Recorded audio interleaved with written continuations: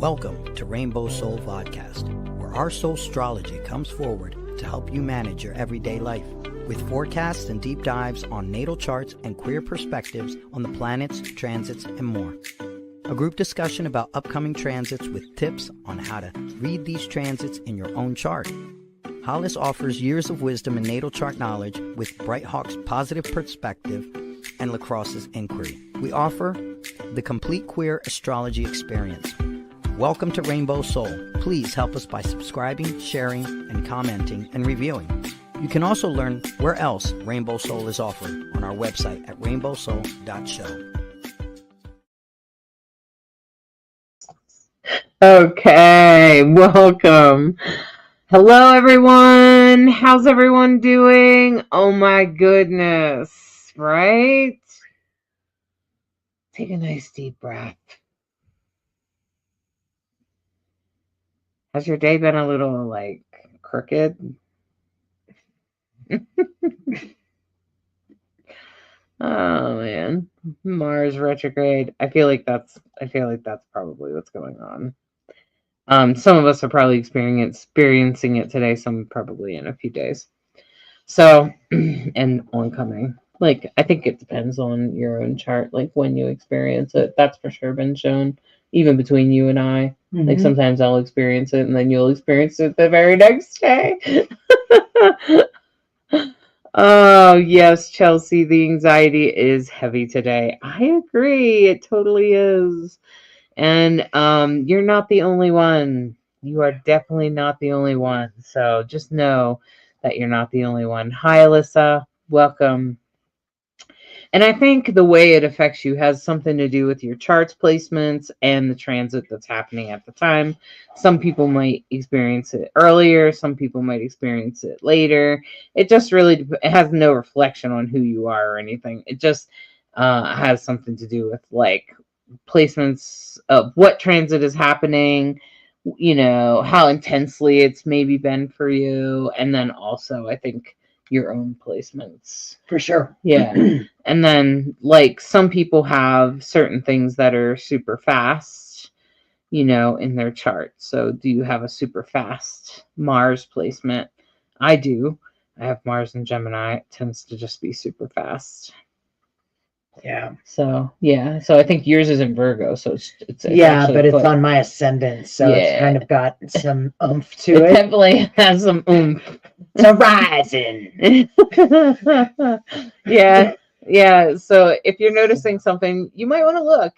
Mars just looks like the male symbol, right? It's like a circle with an arrow. It's usually red if you have colored planets on your astrology chart. So print out your astrology chart. Where's your Mars? It's actually really kind of nice to know as a personal planet. It tells you so much about Mars, because Mars is the god of war, and it's what's called a personal planet, like Venus is a personal planet. Mars really tells you about your temperament. How will your temperament play out? When stuff goes down and you turn red, what's most likely to happen next is going to tell you what zodiac sign Mars is in. And then, of course, where is it in what house is it in?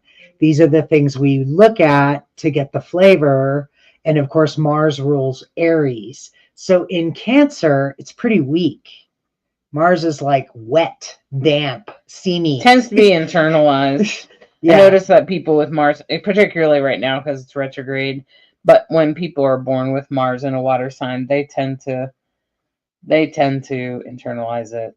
Oh, is that what happens? They turn it inside. So often they're self-sabotagey. Yeah. I can see that. I can see that. Always learning. Particularly if it's retrograde. And if it's retrograde, absolutely. It doesn't matter what kind of sign it's in.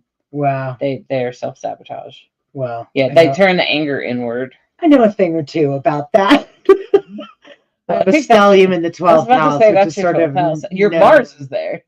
Yeah, so that's known for self-sabotage. So my Mars is in Gemini, so you could get two opposites. You're going to either get the stern father that will come through, or you're going to get nothing.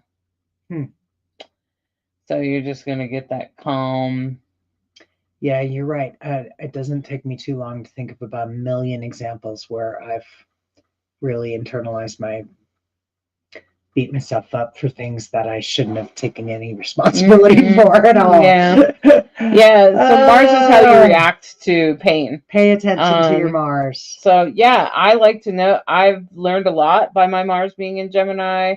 My Mars tends to be a little bit on the fast side. I tend to want to take off really quickly. I'm also a Scorpio rising, which is ruled by Mars. Oh. Oh, and I always forget that.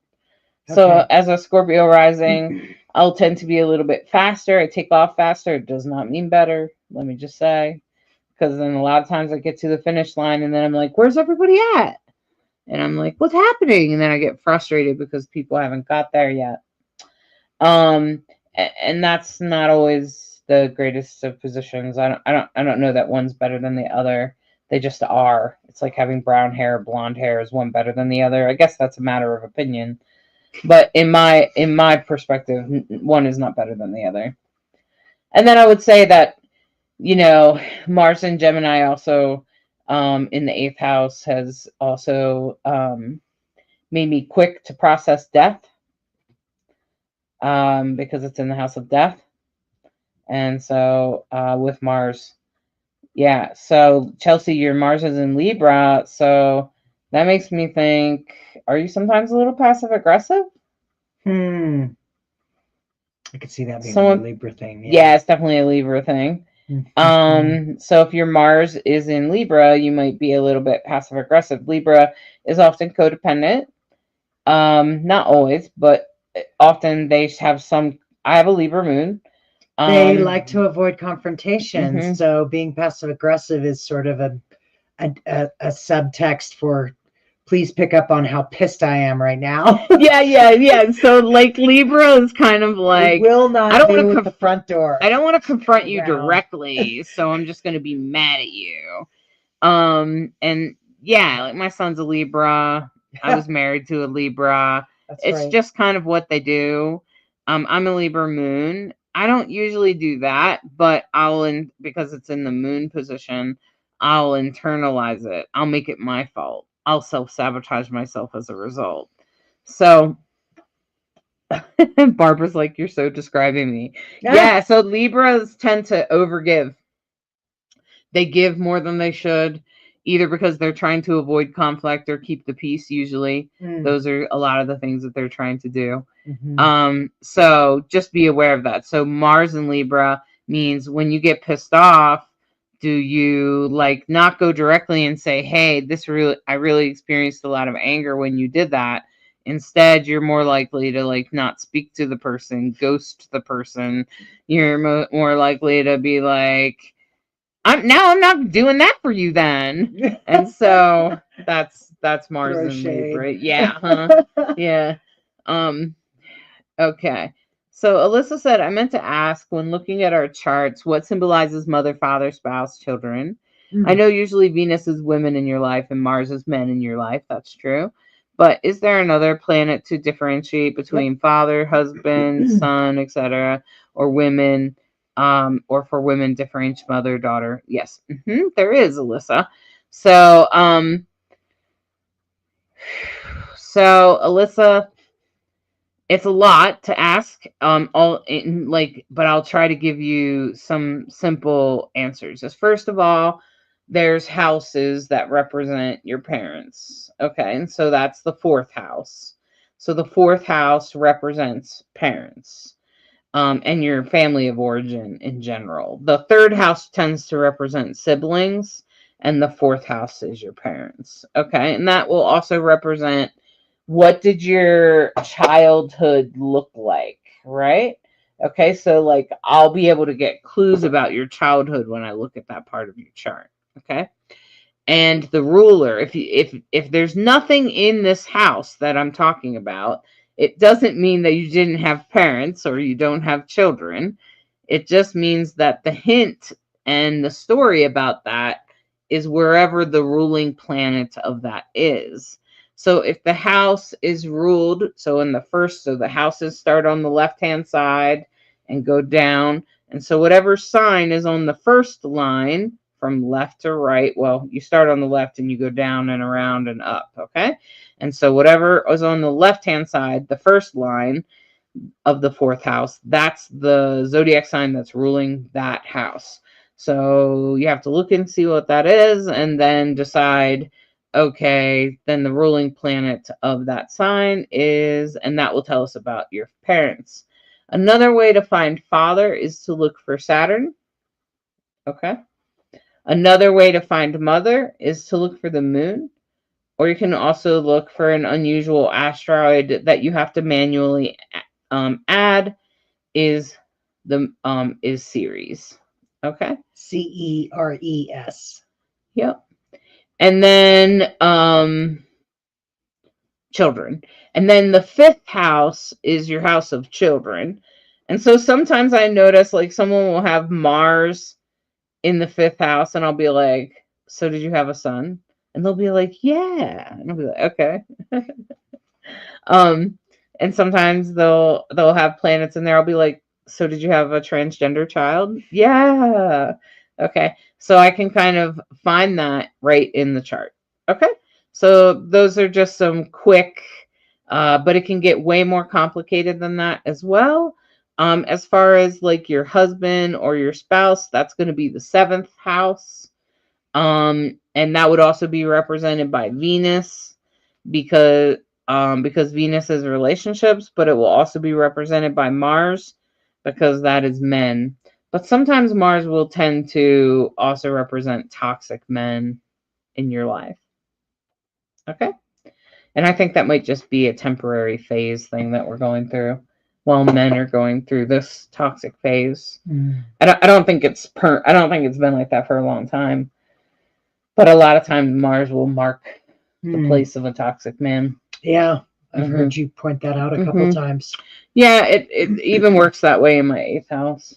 So, yeah. And take a look at our country. Mars is in retrograde. Toxic men. So, just saying.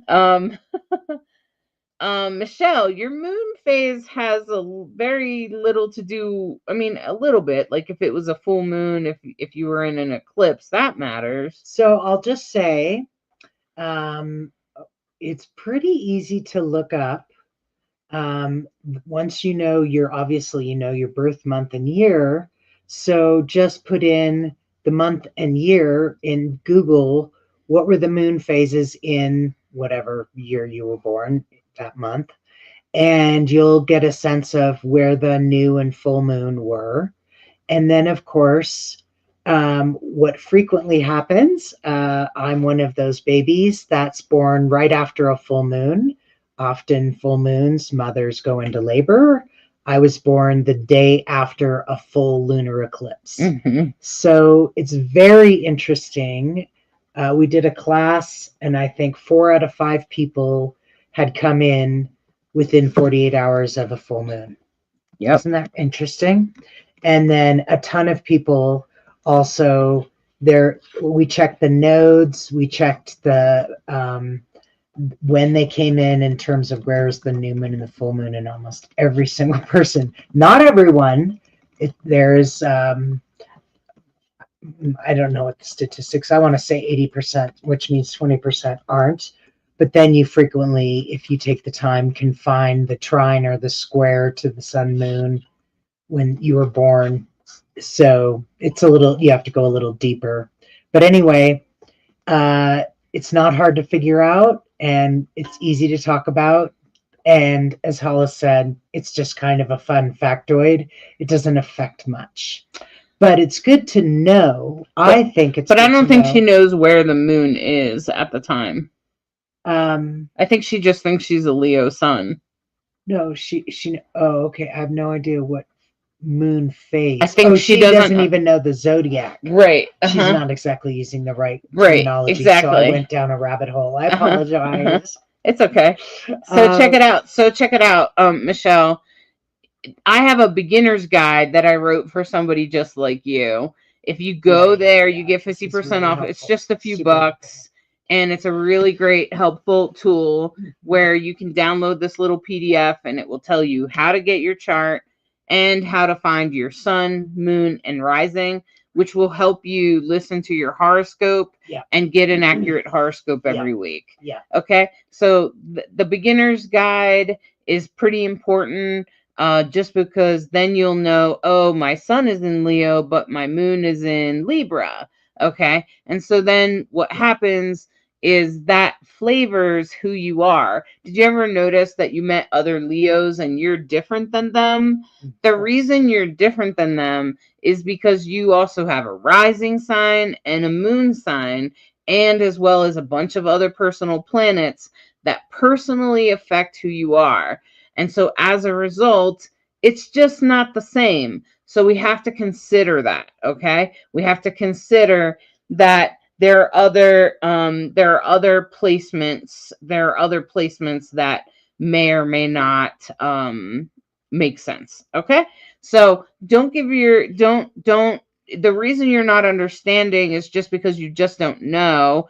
And if you want to know, check out this beginner's guide. It's only a few bucks. It's 50% off. Okay. Totally meant it for this conversation. And a whole bunch of people here watching right now have gotten it. Yeah. And I think it was helpful. Yeah. Yeah. Like Barbara here, she said, yeah, it was good info. Yeah. Okay. Yeah. So, just give it a try. It's just a few bucks. You may also, consider something else. Okay. But, it will help you kind of get out of the gate, so that when you listen to the horoscope at the end, usually what you do is you mix together your sun, moon, and rising. And so then that gives you the flavor of the week. Okay. Because of course you listen to Leo, but you should also listen to your rising and your moon sign. Okay. Yeah. Sounds perfect. All right. Well, welcome everyone. I'm glad you guys are tuned in. Let's take a little minute to just kind of ground and center.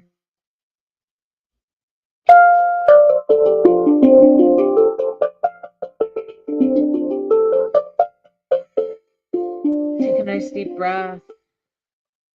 Let it all out.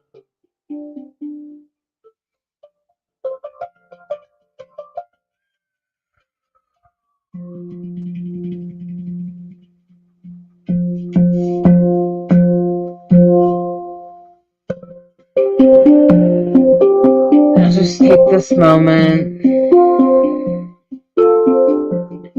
to imagine yourself on a beautiful sunny day in the spring,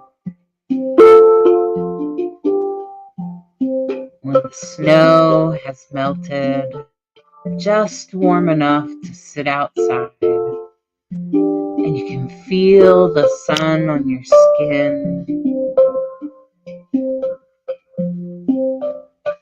and that sun is shining down on you, helping you to feel warmth,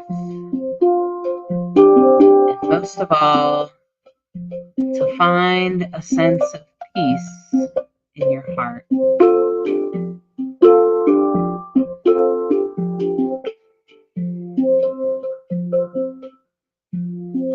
And as you discover that sense of peace in your heart,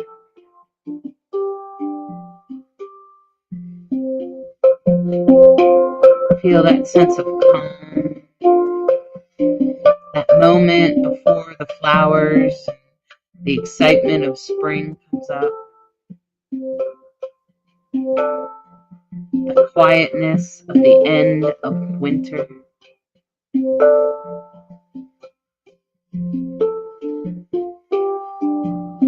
You feel a sense of peace.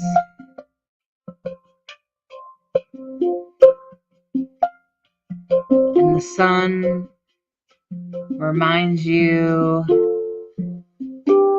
of your emotions,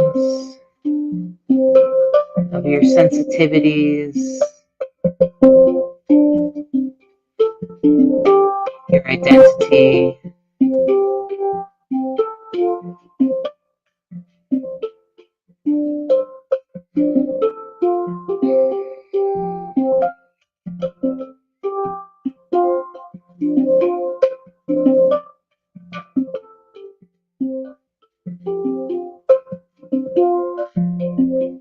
And you just allow yourself to relax and ease into that feeling.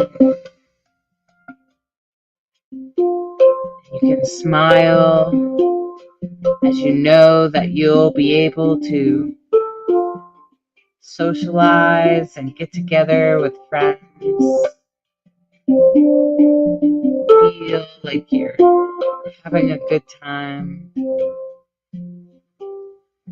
because that's really what feeds your heart. And as this Pisces sun fills you with a level of peace and sensitivity, emotion, and heart, you recognize that this is the Pisces within you. And all of us have a little bit of Pisces within us.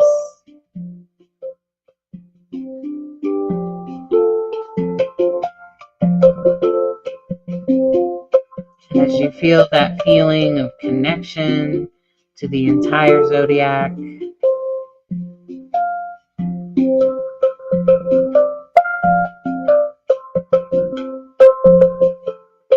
you come back into the present, back into the here and now, back into your body, and you get grounded in this moment. And I invite you to stretch your fingers,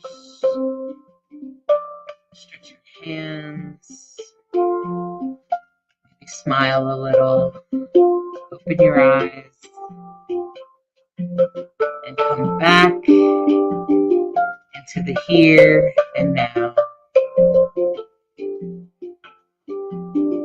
Come back to this present moment.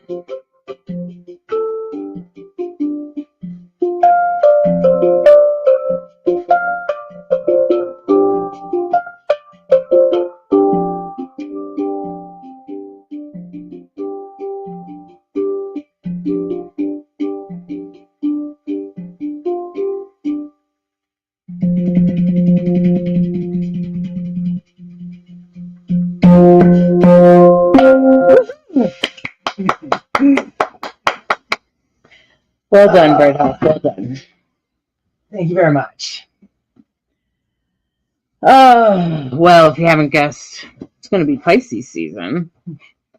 That's Sun for sure. is moving into Pisces. So I figured since not everybody understood Pisces, everything I described in that meditation is pretty much under the Pisces globe.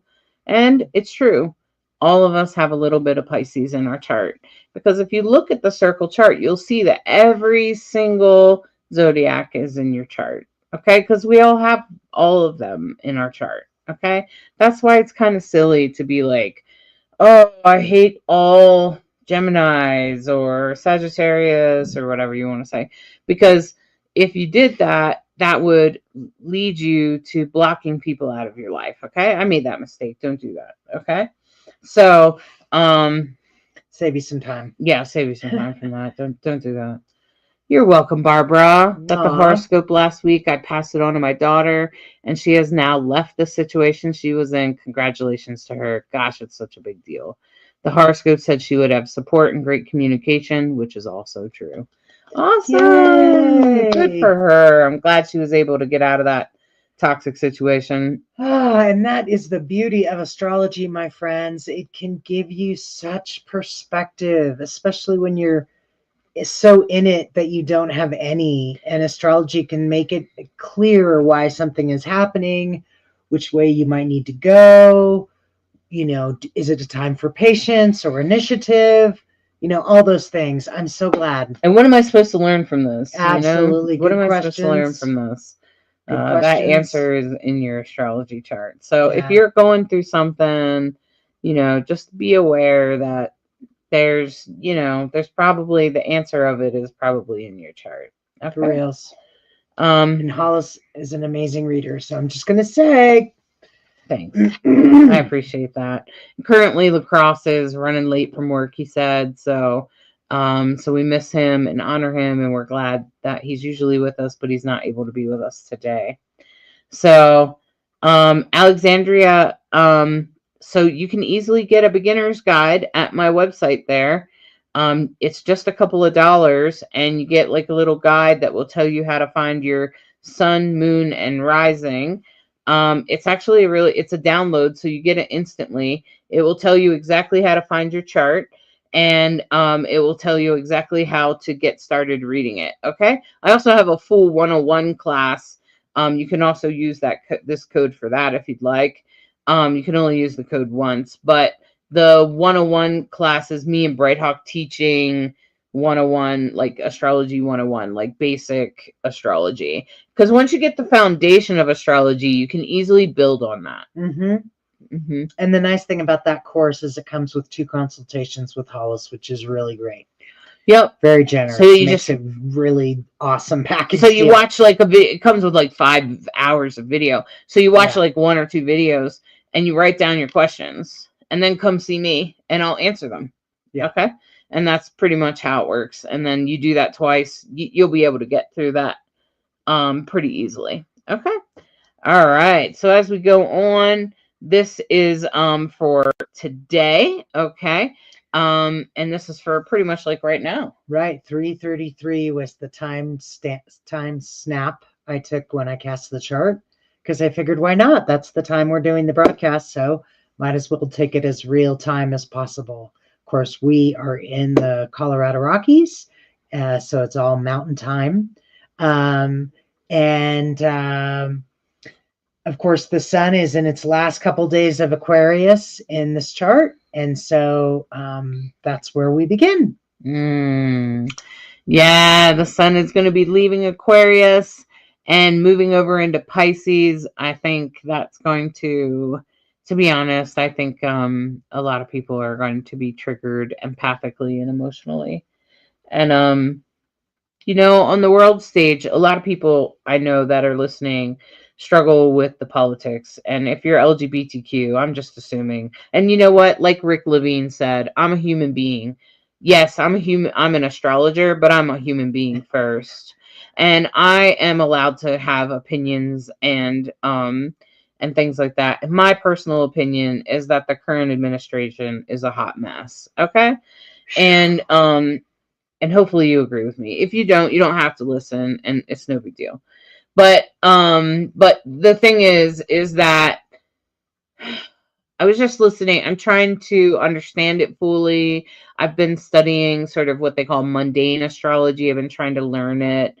And I think one of the things that has been a theme amongst the mundane astrologers that I can bring to all of you now that is making me think about this sun in Pisces is like that so when things go wrong in your life or in the world and we see it in astrology and it's reflected in the astrology, we can see the thing going wrong.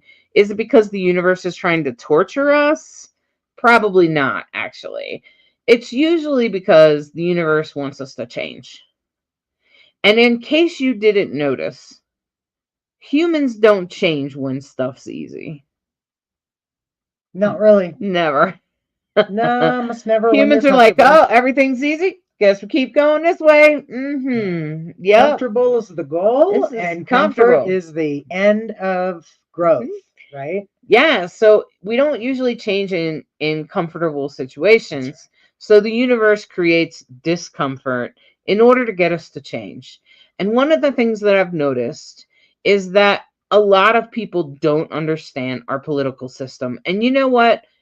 I would even say that when I went to school, I went to a Catholic school until I was in the 6th grade, and I still didn't learn good government. And I even watched the Little Bill. Okay, I was born in 1975, and the Little Bill would stand and sing a song. Oh my God. And I didn't get it, okay, and I don't get it now sometimes.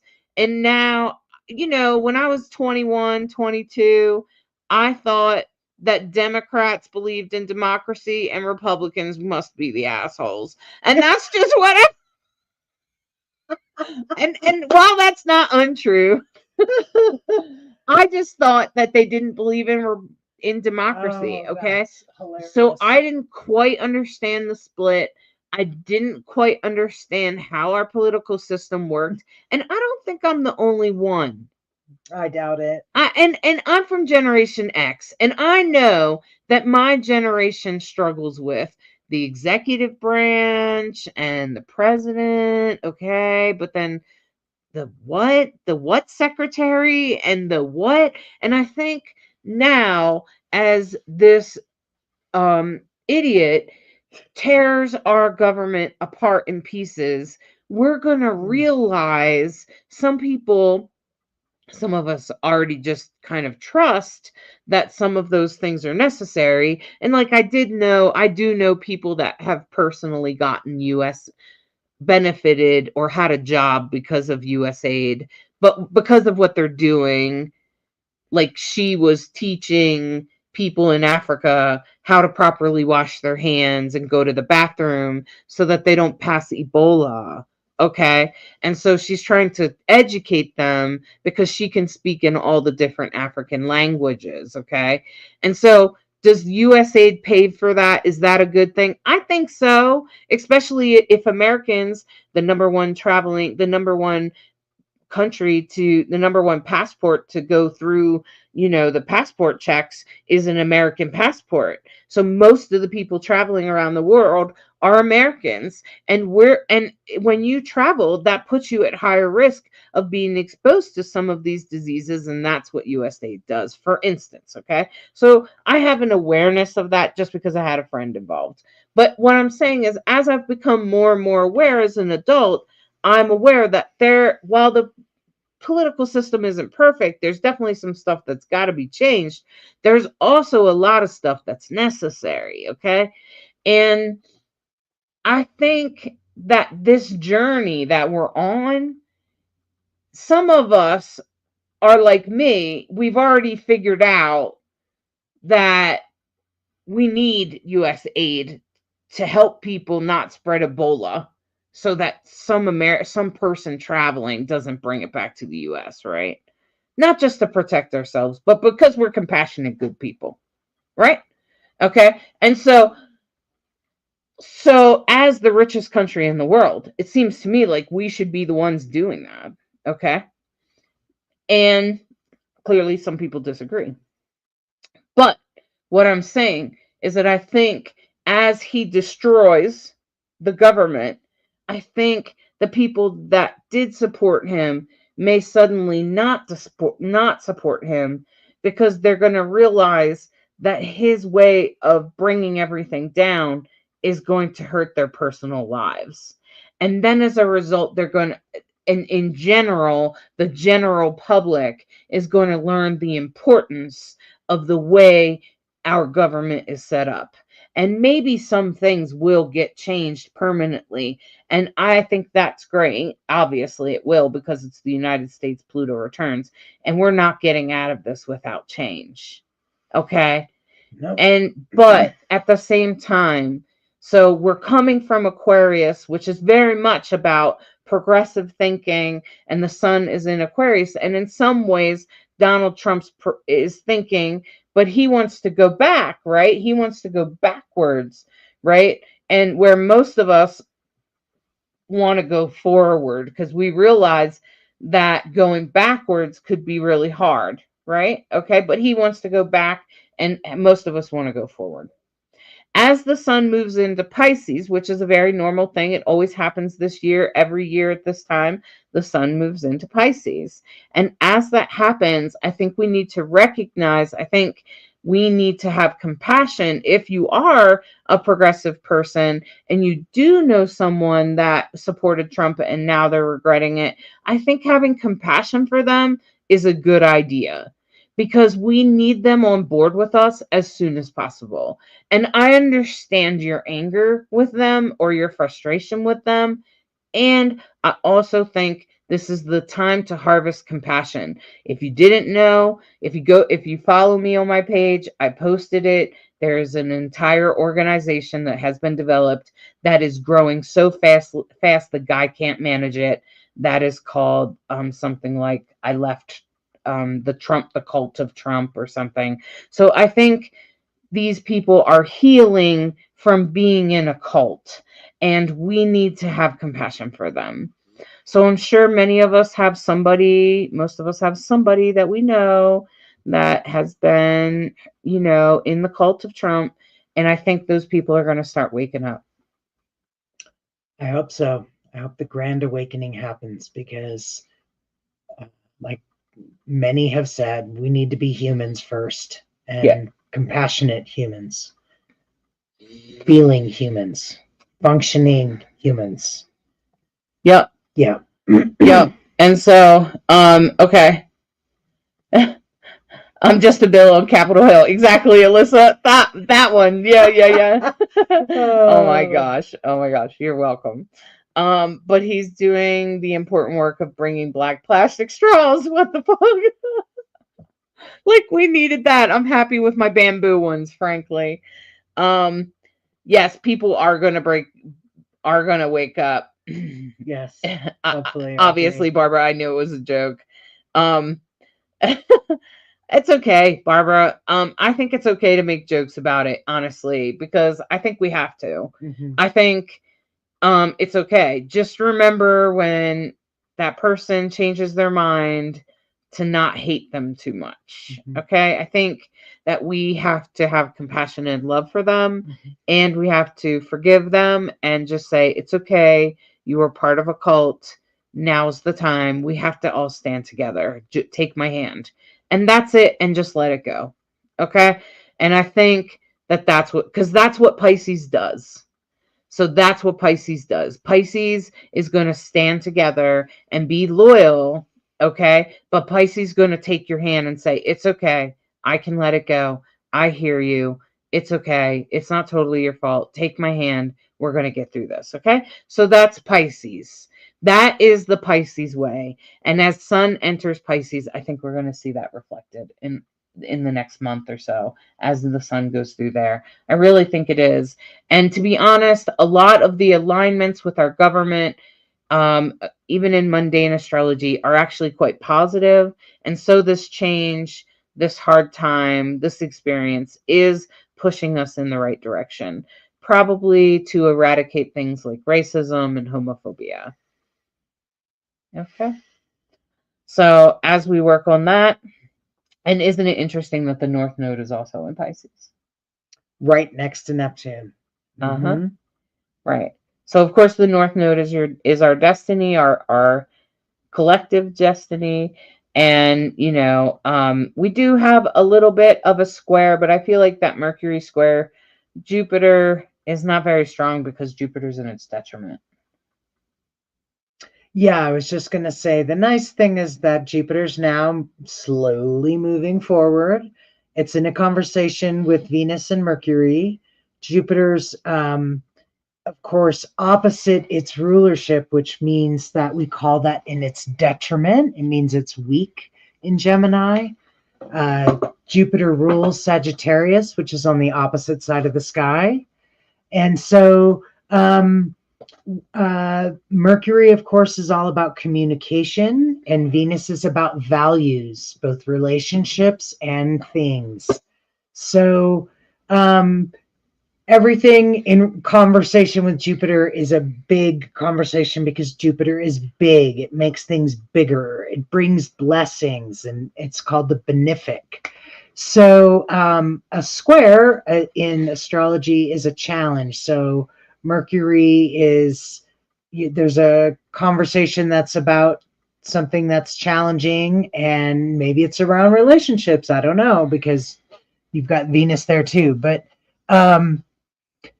we've had now for 2 weeks, Mars is in a square to Chiron, which Mars we know is the god of war, and Chiron is the wounded healer. So, action around healing, especially because it's a square, it's an opportunity to make a decision. And you have this beautiful Mars trine Saturn, which is blessings. So dad is blessing it, authority is blessing it. This is a great time to get your healing plan together in order, whatever. Yeah. We have a Libra moon. So those of you who have a Libra moon, this is your Libra. The moon is passing through your sign. I have a Libra moon.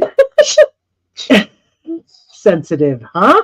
Uh, Trine the sun and Mercury, which is lovely. That's blessings and communications, blessings in your personal outlook. There is an inconjunct with Neptune. Inconjunctions are so opposite is opposite, right? And now take away 30 degrees. So 180 minus 30 is 150, and it's 1 over from that. That's what we call an inconjunct. And we call these lines of fate. When you have two inconjuncts, you have a finger of God or a yod. And in this moon is also square Pluto. So I always talk about the void of course moon tonight. It's right before midnight and just after midnight. do Really something just for yourself. barely. Just Sleep. Yeah, go to bed, go to sleep, have a good dream. But if you're working the night shift, hopefully it makes it quiet. It'll start off that way.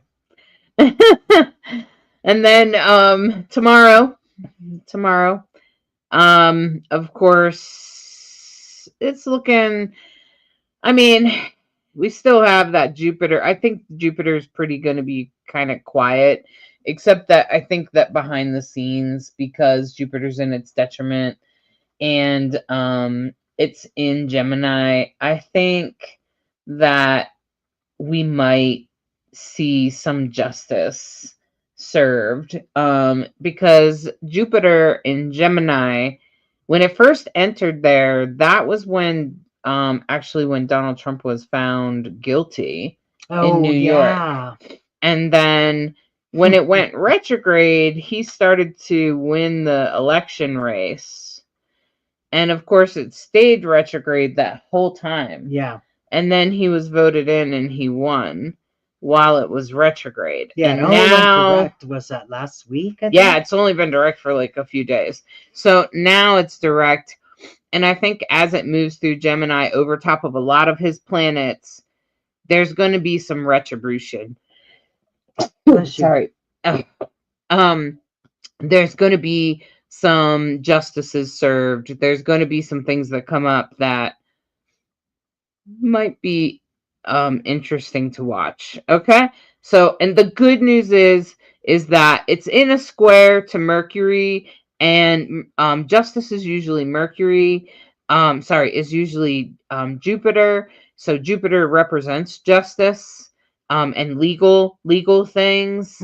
And it's in a square to Mercury, so I feel like there could be some communication about that. It is in conjunct that Scorpio moon though, but I think there could be some things coming up this week that we start to see in the next few weeks, because I just happen to know that Donald Trump's got a bunch of planets in Gemini and that Jupiter slowly moves over all of them. Oh, wow. Well, the moon will be in Scorpio. And of course, when the moon is in Scorpio, it is ruled by Pluto. And in traditional astrology, it was ruled by Mars. Mars and Pluto are, the considered the lower and higher octave of the same sort of energy. Now, I mentioned that Yod is two inconjuncts, also known as a finger of God, and we have one of those. This is the pointing at the moon, and it's the base is Jupiter and Venus. So again, because the moon is in Scorpio, this is a beautiful thing because the moon is trining Mars, and now you have on top of it Jupiter and Venus. So this is very fated energy. Yeah. And Scorpios will tend to be very psychic right now about relationships and what's going on. Yeah. Anything else you want to add? No, not really. I think that I think the main thing that people are going to notice is that Mars goes direct at the end of the week. That's the big feel right now. I'm sure everyone's feeling it. It's just kind of stalled out at 17 degrees, moving like a few seconds. When it finally turns to I'm just direct, looking at it each day. It's working like 3 degrees. seconds. Yeah, exactly. 3 seconds. And then 2 Saturday's seconds. like at 17 degrees in 1 second, Okay. and then Sunday's like, boom. Okay. It's direct. Okay. So I would say stationing all this week. Yeah. So let's talk about that for a minute. Is that I think that that's going to create a level of, there could be some frustration as Mars stops. Okay, for you, particularly if you have any placements in Cancer, or you have strong Aries placements or Scorpio placements, you could find some frustrating moments. But I find that during these kinds of frustrating moments that it's like, come on now, go. And then you're like, thank God, jeez.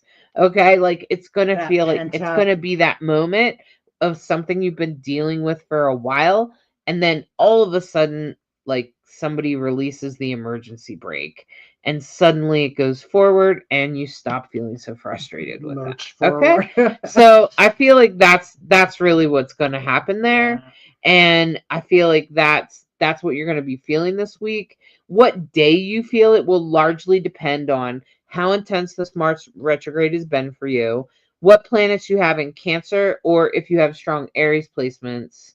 And then if you're a Leo, you might feel the release, but you won't feel the complete resolution for a few more weeks. Okay, just because Mars has to come back over. Yeah. Whatever you have in Leo. And honestly, the other thing we look at is that it's 17 degrees. So if you have other things that are 17 degrees, we would look at what is that aspect, because that's the sort of the note we're ringing right now is 17 degrees this week. So if you have other things at that placement, I'm looking at Mercury. But the good news is that it's in a trine. So it's in a trine to Mars, and that's great. Chiron is still in a square, but squares are solvable. So that means that the problems that we're having right now, Mars is a big story in this whole thing, in our politics, in our country, in the United States anyway, because not everybody's from the United States. In the United States, it's a big part of the story, Mars is, and so is Pluto. Mars and Pluto are a big part of the story, and they're actually related. So like Mars is like destruction, like immediate destruction, but Pluto is a destruction for a reason.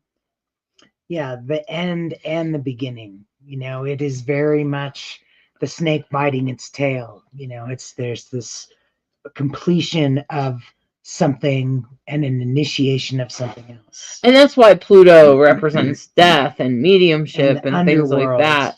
Yeah, because so when I look at a person's death chart, I look at Pluto and I look at Mars, because both of them have to do with death and both of them have to do with endings. And so that's Pluto. Pluto's in Aquarius over there. It's nice and quiet right now, which is good. And Mars, I feel like is taking the lead right now, so it can feel like or look like unnecessary destruction, but I think that's an illusion. As Neptune comes to the end of Pisces, I think it's an illusion. It's the end of it's not the end of the illusions, but it's the end of Neptune's transit in Pisces, which makes it super strong, which makes illusions start to dissipate when it gets out of there later this year. But Neptune's, bringing that illusion. But the fact that Mars is in a square to Chiron means that, like, we may not be able to completely repair the damage that he's done, but we will find healing to this. Okay, we will find our way. So don't give up hope. There are people that are fighting. Thank goodness. Thank God. There are people protesting every day. Wow.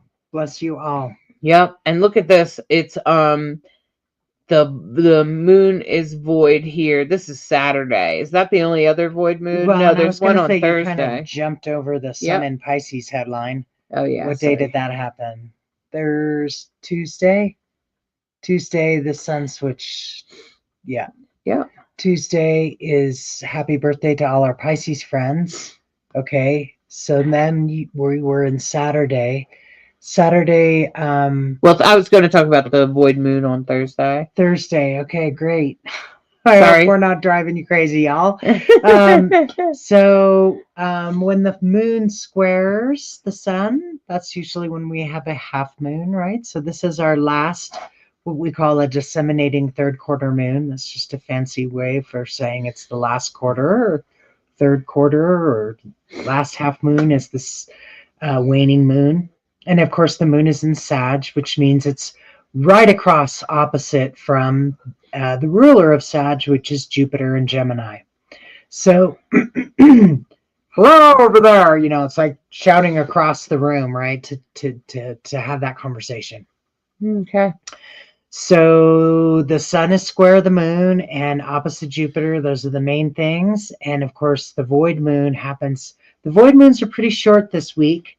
They're mostly like an hour or two. Yeah, they're mostly. So this one is 10:05 a.m. to almost 1 p.m. So that should be take an extended lunch hour. That should be an easy day homeschooling day. Oh gosh, I hope so. I hope so. Goodness. Maybe. Goodness, Maybe. I hope so. All right. And then the big headline on wait, where are we going now? What day are we? You said the big headline, which is Monday, Never mind. right? No. Okay. No. Tuesdays, Sun in Pisces, and then Sunday is Mars comes direct. Right. Okay. Those are the headlines. Yeah. So Thursday, I think for the week, you're mostly just going to feel that Mars retrograde. Big time. You know, you're going to feel it. It's like being in a car that somebody's pushing on the brakes. Everybody's going to be like, geez, did you have to push so hard? Right? Like, you know, it's that moment. And that's really what you're going to feel this week. So you could be a little frustrated. And it's probably going to happen on different days for different people, right? But it would probably be happening most of the week for most of us, okay? And so you'll just feel like someone hit on the brakes, but then they'll finally take off again, okay? So it might be a little bit frustrating, but you'll feel like you're going in the right direction for once. So especially since we probably haven't felt like we've been going in the right direction for quite some time now. And with Saturday night, there's a little void moon. So I would say, take Saturday night and just relax. Take a break. Because this has been a hard transit. And we're about to finish it up. Yeah. This will be the last planet coming out of retrograde. So that's a big deal. And I love the metaphor of, you know, hitting the brakes and everybody feeling it at different times in the car and just sort of being like, geez, you know, and if you know what's happening, you don't have to be so geez. You'll be like, oh, that's that moment. Jeez. Barbara, have I looked at whose chart? My grandson's? Oh, yeah. Oh, we thousands of times. Looks just like hers. It's freaky. I'll just tell you, we obviously blood doesn't matter, but my grandson's chart is freakily similar to mine. Both grandchildren were all Virgo rising. Yeah. Rowan is also a Leo moon. I call myself a Sagicorn because I am the last seconds of Sagittarius. My birthday's winter solstice, and his birthday's January 3rd, so he's a solid Capricorn. So I get that. So the fact that we have the big three are very, very similar. Not the same degrees and things, but like from a synastry perspective, it's like it's odd. They even have a very similar rare. Oh my God! Yeah, we both have a yod that points to our. It's Leo also moon. known as a finger of God. Anyway, so it's. Trump's chart. Yes, I have. I also looked at that a lot. Tons of times, as well as Biden's and Obama's His and delusion Kamala all over it. Yeah, You can get their charts online. You can just Google Donald Trump's astrology chart. He allows his time of birth to be known. And then that gets released to the public and people share it with each other. But sometimes if they're not, they'll be what we call rectified. So if we don't know someone's time of birth, we'll try to look at their face and the way they look and some of their life happenings in order to do this process called rectification. I can do rectification. It'd take me a good at least 20 minutes, if not a half hour to an hour. But I can do a rectification of a chart if you don't know someone's birth time. It does really affect it. It affects your rising sign. I won't know your rising sign, which is pretty darn important. And I won't know where things are in what house. Okay. So if you don't know someone's birth time, it matters on how the chart is spun. Yeah. Okay. Which is a huge piece of information. And that's why it's worth taking the course. First we help you understand the zodiacs. Then we help you understand the planets. Then we help you understand the houses. Each one of these is a major component with tons of information. And if you're missing that time, or if you were missing location or something like that, really changes your ability to be accurate. That's all. Yeah. But Hollis, I have to say, is really good at rectification, and given enough time, really dials it in. And if a picture is helpful. Yeah, it really helps if you really know the person and you have some visuals to go with it. Yeah. It's amazing how much the visuals go with the rising sign. They do, like round face versus a long face, or a oval face, or eyes and hair color and big hair versus. Oh my gosh, that's all from the rising in the first house. Can you believe that? Oh, it's wild. Yeah, it is. It really is. So Hollis is going to do a horoscope for all of the signs, and that just means that they need to cast the chart so that the rising for each person's sign, for each sign, starting Aries through Pisces, that's the 12 signs of the zodiac. And we'll give you a real taste of your week. And what are you probably going to focus on? I'm probably going to focus on Mars retrograde, because Mars going direct. Yeah, because I really think how it'll be flavored for you. Yeah, just because I feel like it's the most important thing of the week. It doesn't happen technically until Monday, but I'm pretty sure people are going to feel it throughout the week, and particularly this weekend. So I feel like to take a look at that would be the best idea. So you're looking at it on Saturday, not Sunday? I'm confused. Yeah, just because of the way the chart moves, because you move every hour. Okay. And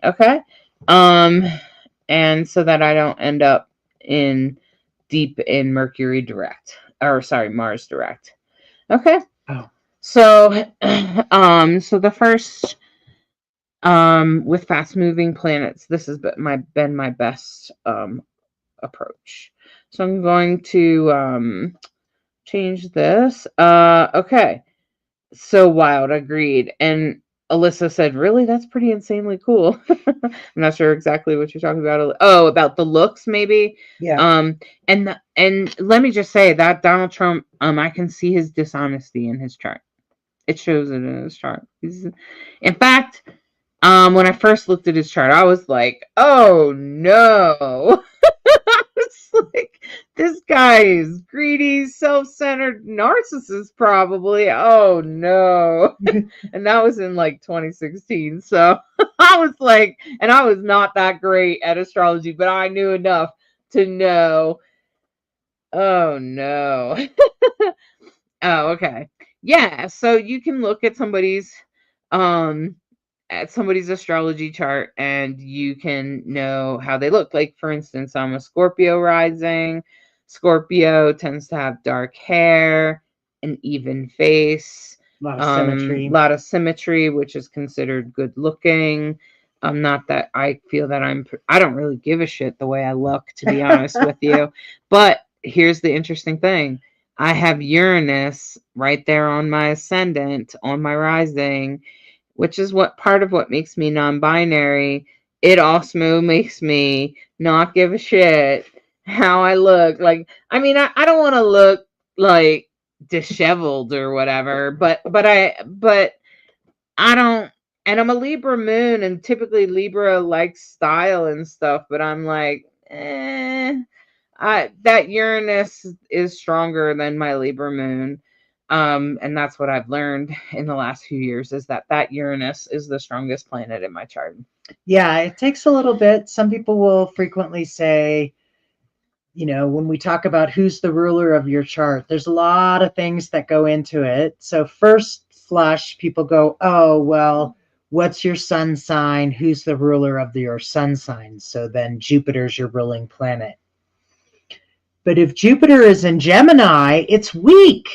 So then you're going to look at the rising sign and go, okay, well, let's see. The rising sign has, and you're going to figure out what's strong, And so sometimes when you see the rising, and, in your case, you studied a lot of different things when you were like, it is so clear to me, Uranus is the ruler of my chart. Now, in my case, my Jupiter is in my 8th house, retrograde in Taurus. And what is really pointing in my chart is that Yod pointing at my Leo moon. That's the ruler of my chart. That's the most dominant super strong thing. moon. Yeah. And that's the same thing about the grandson is he has the same thing. It's like, oh my God. It's like a so super weird. dominant. And when we say the ruler of your chart, we're just meaning it's like, what's the dominant energy, the strongest energy on the chart. So I tend to be a Uranian. Everything I do is different than the world. I tend to be very progressive thinking.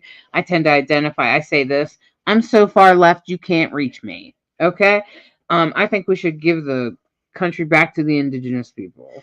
Okay? So I'm so forward thinking that people are, it takes a while for them to wrap their brain around what I'm saying. Okay? And I tend to think of things way forward, which is a frustrating thing, which is Uranus. Okay. Bright Hawk tends to have Mars, so she tends to take off really fast. And then sometimes she's like, oh shit. And she goes back, can you believe I forgot all these things? And I'm like, yeah, it's okay. And that's the Mars, right? Because she's taken off. But what's on your ascendant will be very much how you lead anyway. So if there's any planets on your ascendant, that's how you lead in the world. Okay. Well, we should probably get it. There's so many other rabbit holes we could go down. It's super fun when you guys ask great questions. I appreciate it. Yeah, absolutely.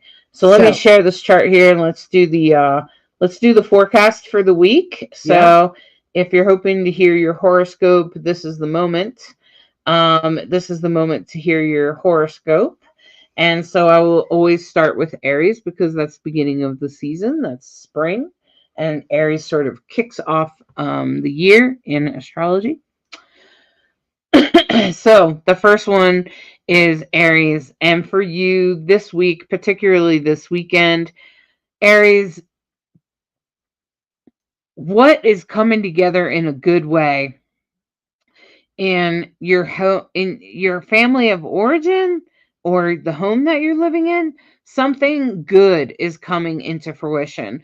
Something is finally going to release and push you forward. And when it does, it's going to feel so good. Because this is something you've been struggling with a while, particularly in relation to where you live or your family of origin.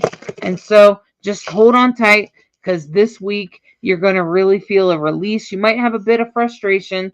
You'll have a little bit of frustration, but then it'll be like that brakes on the car, like this, okay? And then you'll finally stabilize, and then you'll actually be on the right path, and things will be happening good for you. So that's for Aries. That's going to have a lot to do with your family of origin or your home, the home that you live on. It's probably going to depend on how old you are.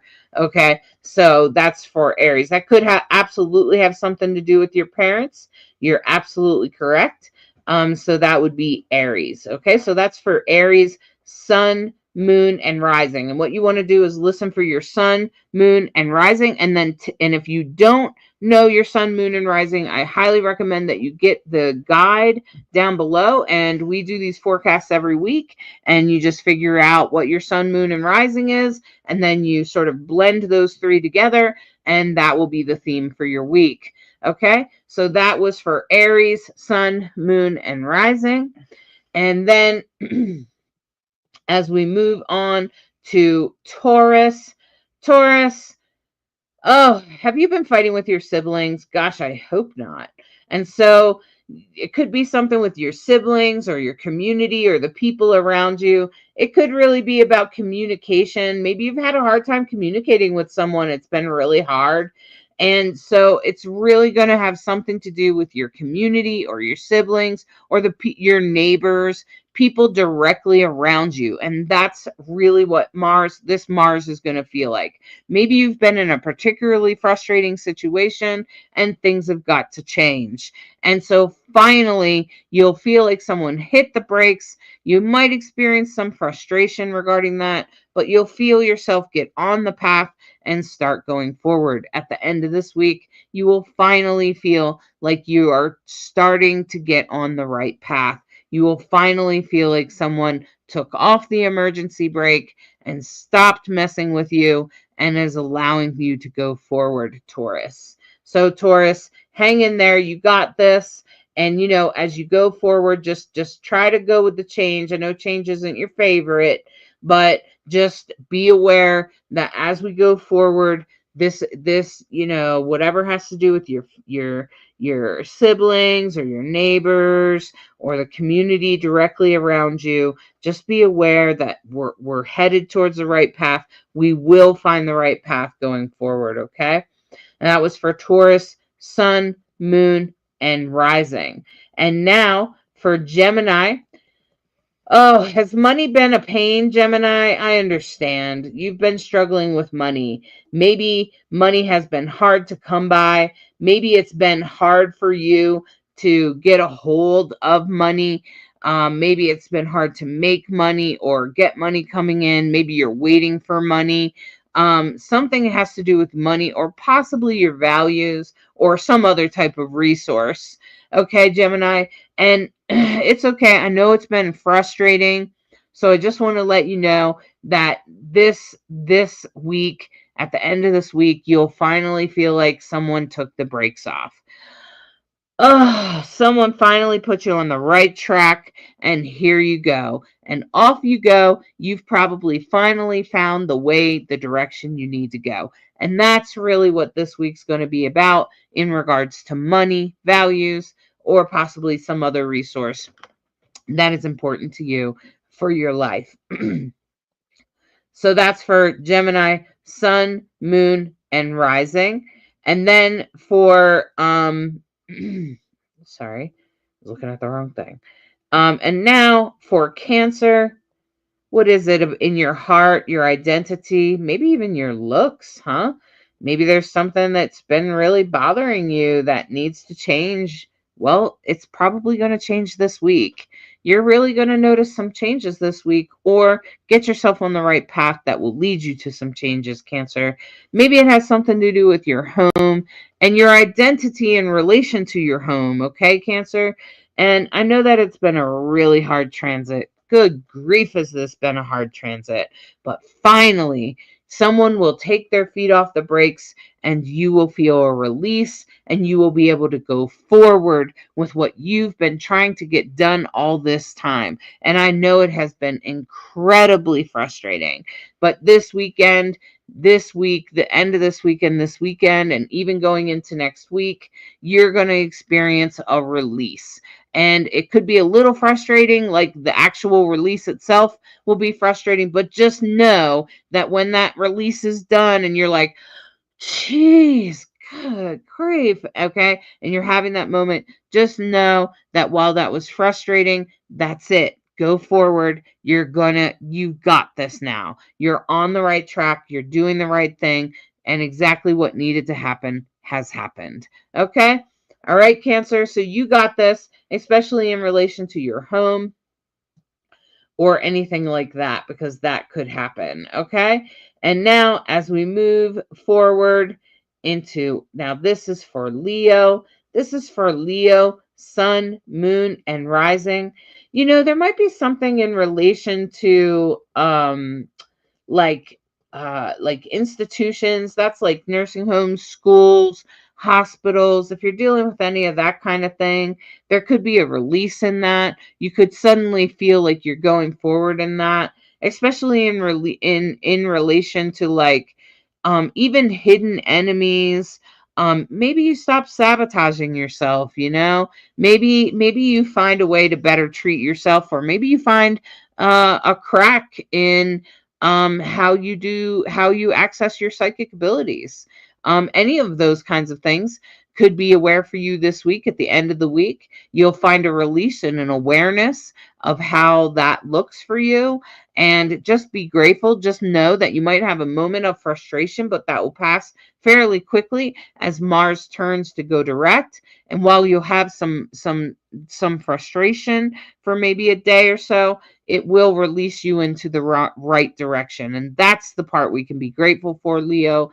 And as you're going forward, just as you're having that little spiritual awakening, that awareness of a past life or something that's happened in the past, you can let that go, or whatever you're dealing with hospitals or institutions of any kind. Just go ahead and move forward with that, Leo. Everything's going to be okay.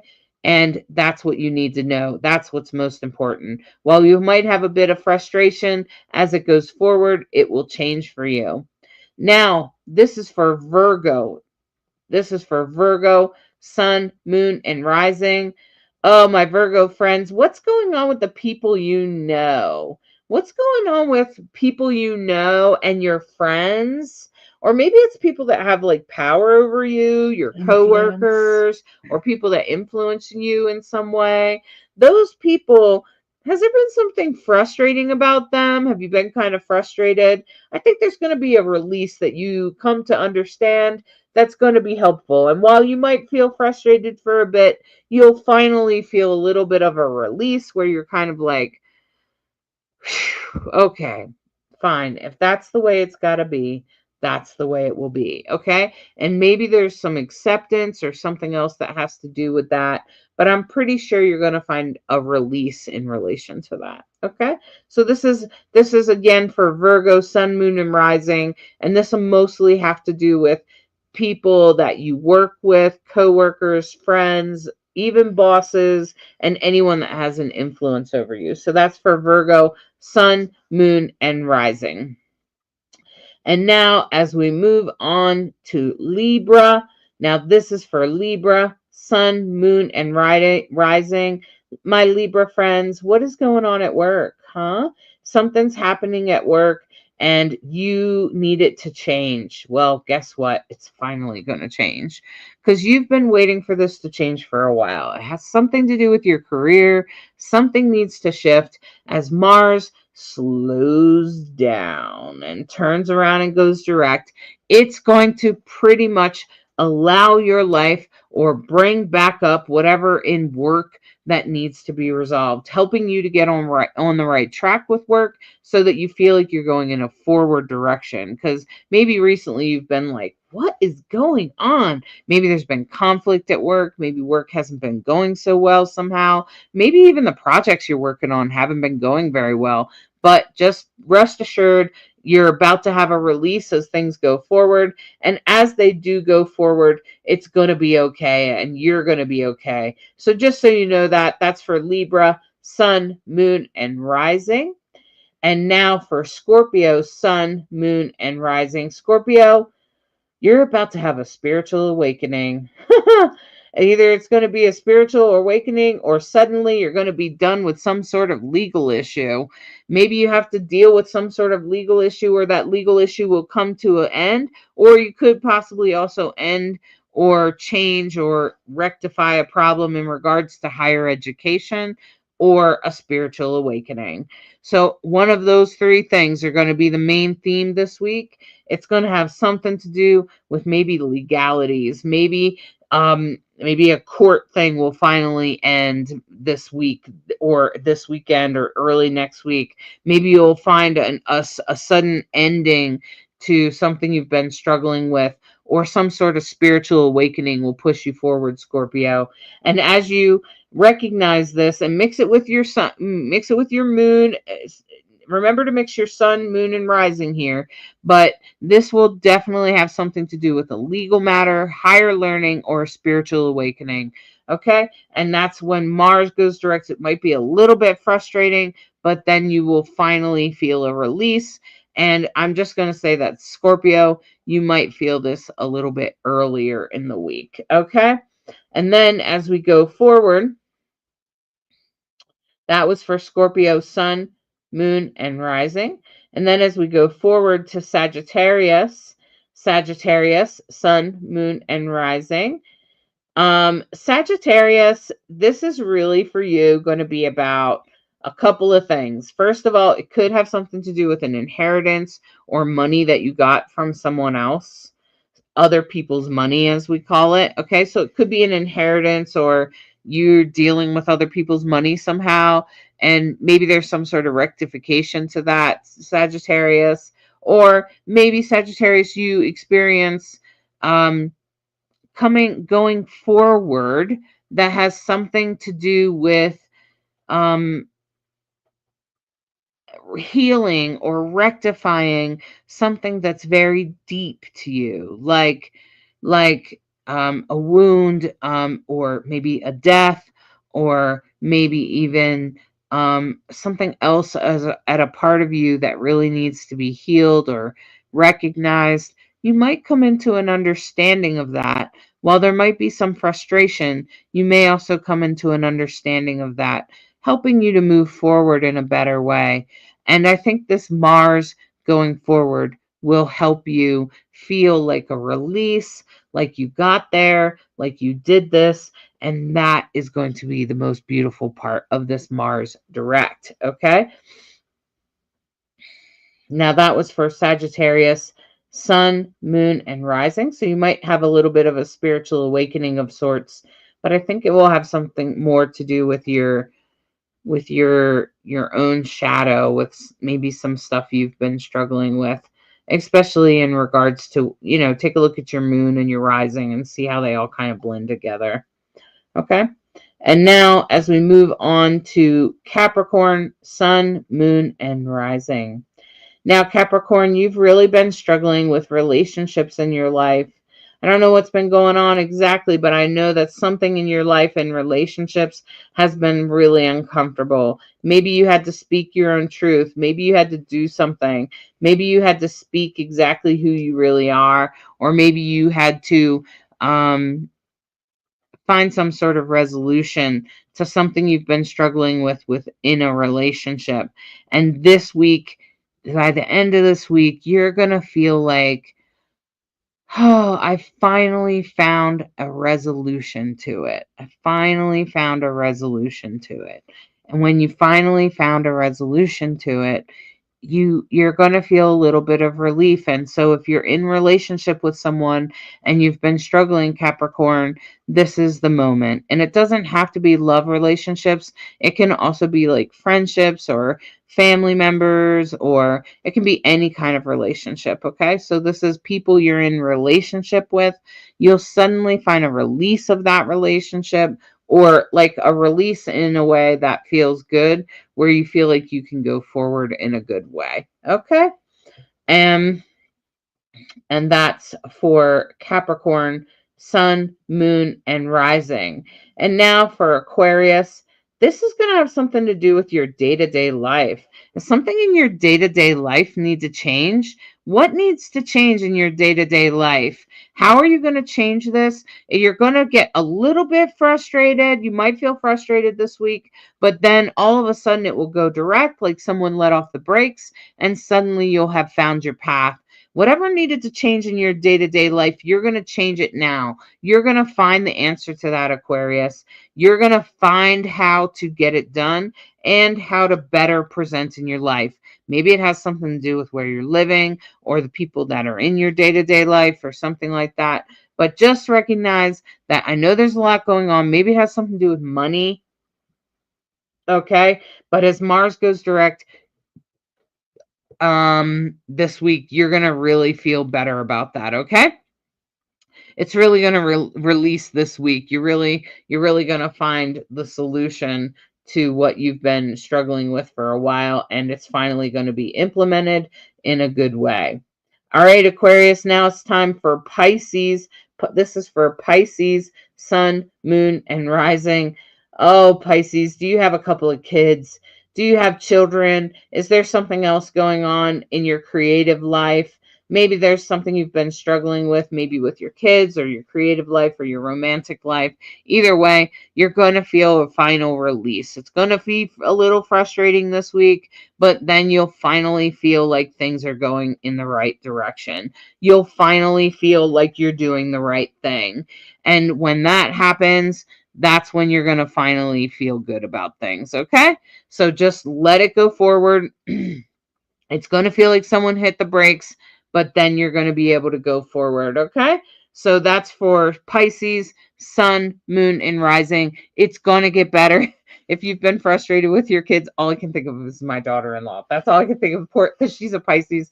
Oh no. And I'm like, oh no. But it's good because she's been struggling with her son, and I'm homeschooling her son now. So maybe she'll feel like we finally get going in the right direction and it works out. So that's good, right? Hopefully we've resolved the problem in a way that's livable for right now. So there we go. Wow, that was a lot. Yeah, it is. But it's, it's okay. But everything you've said with Sun, Moon, Rising, it's right on. It's usually a blend of the three. So, Sun, Moon, and Rising. Okay. So Alyssa said, as far as the ruling planets, if you have two planets in their home signs, would the planet that's closer to the center of the sign be considered the ruler of the chart? No.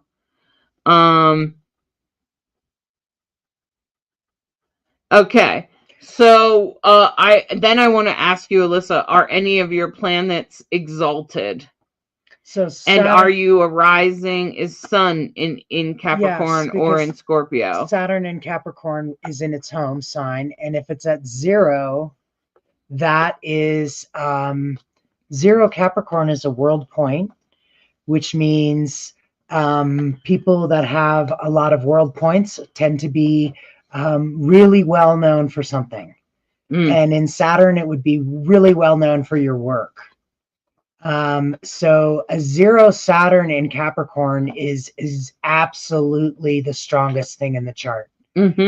Pluto in Scorpio, well, Pluto is also a ruler of Scorpio, so that's also very strong. This is when we have to see the whole thing. We can't really just... And then I want to ask you, are there any aspects to either of those, Saturn or Pluto?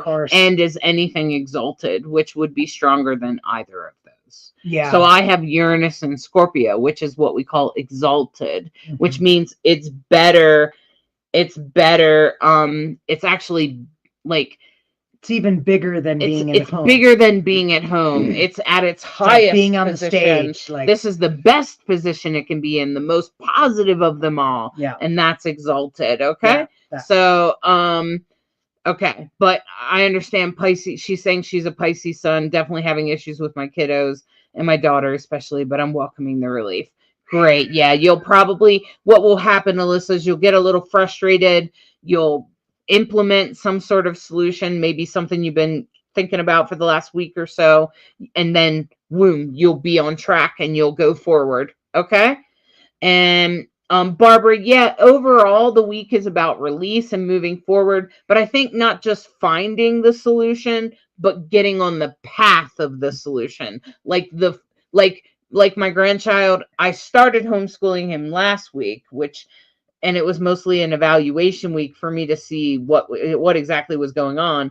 But now, as me and him get into a more of a rhythm, I think his behavior is actually getting better at home, according to his father. And so he's actually kind of getting better because he has this rhythm that he's getting used to, right? So we'll actually start doing that, and maybe by the end of the week and going into next week, we'll actually feel like we're on the right path. And that's what I'm hoping for my grandson, and I bet for Alyssa's daughter too. Okay, so that's Good question. Yeah, it's a great question. And you know what's interesting, Alyssa, is you say that now Pisces rules my house of children, and I'm the grandparent, right?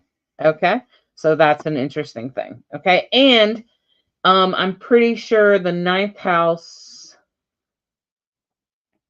was Sagittarius, wasn't it? It wasn't Scorpio. Was it Scorpio? Scorpio. Yeah, Scorpio was ninth house, and I'm a Scorpio rising, and the ninth house is grandparent. So I'm a grandparent, and I said that Scorpios would be experiencing some sort of release in like legal matters or spiritual awakening. It probably would also apply to anyone that's a grandparent. Okay, so there is lots of cheat sheets, Alyssa. Yeah, I was just going to say, Yep. This is the beauty of what comes with our course, is that we give you lots of cheat sheets. Lots of them. So you'd already have a cheat sheet. Yeah. I have one here somewhere, but it's ripped and messed up. up. But there's a cheat sheet that basically, if you Googled planetary exalted, it's like 4 columns. It'll show you where it's exalted, where it's at home, where it's in detriment, and where it's in fall.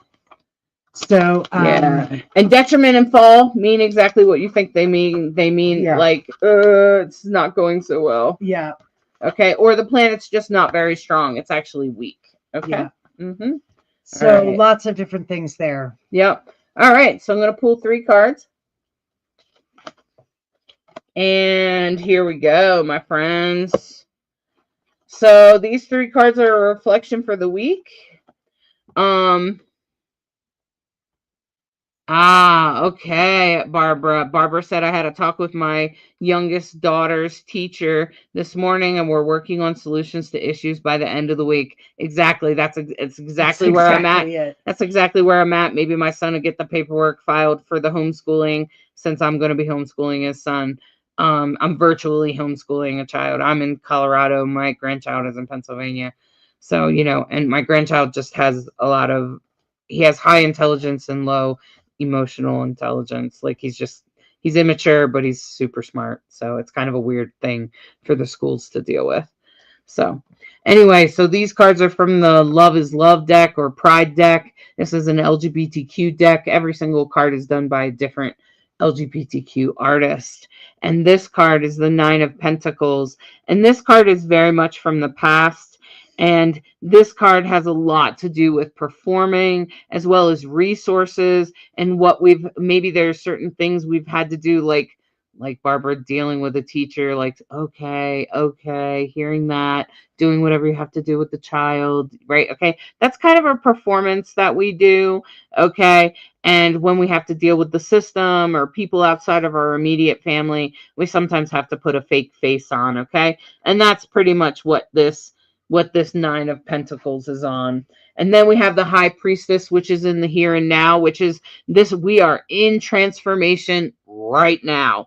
Right now, we are like the moth or the butterfly emerging from the cocoon. We have experienced a major transformation this winter, and slowly that cocoon is peeling off of us, and we are about to experience major transformation. And going forward, this is such a great card. This is a King of Swords. This means having our actions and our thoughts aligned in a good way, and doing it in a way that is good for everyone, that serves everyone's highest needs, and for the greater good. This is a great card, the King of Swords. This is very much about moving forward and having things in place. So I think that's pretty clear, right? Like, we've had to figure out what the best solution is, maybe go through our resources and figure out what we can afford and what we can't, right? I've had to figure out how much time can I take off from doing readings in order to work with my grandchild, for instance. Maybe, Barbara, you've had to figure out what can you do with this kid? How can you deal with this issue? What are your resources? How can you help? And now you're stepping out of that moment into your new transformation, your new change, and you're finding solution with it. And that's pretty much what this is about. This is like stepping out of the cocoon. You got new wings and you're like, okay, I think this is going to work, right? Okay, so you're having that moment and the cards are validating that they will absolutely work and you're on the right path and exactly where you're headed, that's where you're supposed to be going. And that's what this card is about having your actions and thoughts aligned in a good way for the greater good. Nice. Wow. That's so cool. Thank you, Barbara. Thank Always you. good to have your interaction. I really appreciate you. And thanks also, Alyssa and Alyssa and Barbara mostly. Alyssa and Barbara. And Chelsea. Chelsea, thank you. Yeah, so gosh, it's always so good to have a live conversation. This is why we try to be consistent about going live on Mondays evenings. If for some of you, it's our afternoon. It's finally stopped snowing, so hopefully everybody's doing really well. Hopefully this Rainbow Soul Astrology, we're really trying to help you understand astrology so that you can apply it to your life, and hopefully it helps give you the insight that we all need in trying to navigate this crazy freaking world. Yeah, and it even works for Barbara down in the southern hemisphere. Oh, awesome! So I'm glad. That's so cool. I love that. It's so funny, Barbara. I'm teaching my grandson about hemispheres right now. That's so cool. Yeah. So anyway, even for you, because think about it, we're still influenced by the same moon. We're all under the same moon. Yeah, right? We're all under the same sky. We're all on the same planet. It just might happen on a different day, maybe a little bit more. Probably gonna already happen for Barbara there. Yeah. So that's beautiful. I'm glad. That's why sometimes, Barbara, I think if I move to Australia, will I be on time instead of ahead? I don't know. I don't know. I looked at my Astro card. I will not be such a misfit in Australia. Oh, that's funny. Chelsea, I'm so glad that it's helping you, because that's the whole thing, is that it's an insight into you. We're all a work in progress, babe. Yeah. Thank you, MS, for my deck. Yeah, thanks. Isn't that cool? Yeah. Love is love. It's a great deck. I love this deck. All right. Oh, that's awesome, Barbara. I'm glad that it helps you. Yeah, good. Well, we wish you all the very, very best. May you have a beautiful week. And thank you for listening to Rainbow Soul Astrology, where we try to be a bridge between you and the stars. Have a great week, everybody. Bye-bye. Much love. Thank you for listening to this week's Soul Astrology and subscribing, liking, sharing, and reviewing. We hope you enjoy this dose of Soul Astrology and encourage you to embrace the week ahead with an open mind and heart so that you may integrate the deepest of lessons from the stars. Take a moment to step outside and honor the planet, stars, and moon in the sky with your heart. Integrate the messages that resonate and leave the rest for someone else. We deeply appreciate each and every one of you. Always remember that you are a perfectly unique human with an exclusive star map of your destiny, your soul purpose, and your heart's desire. Thank you again for tuning in to Rainbow Soul.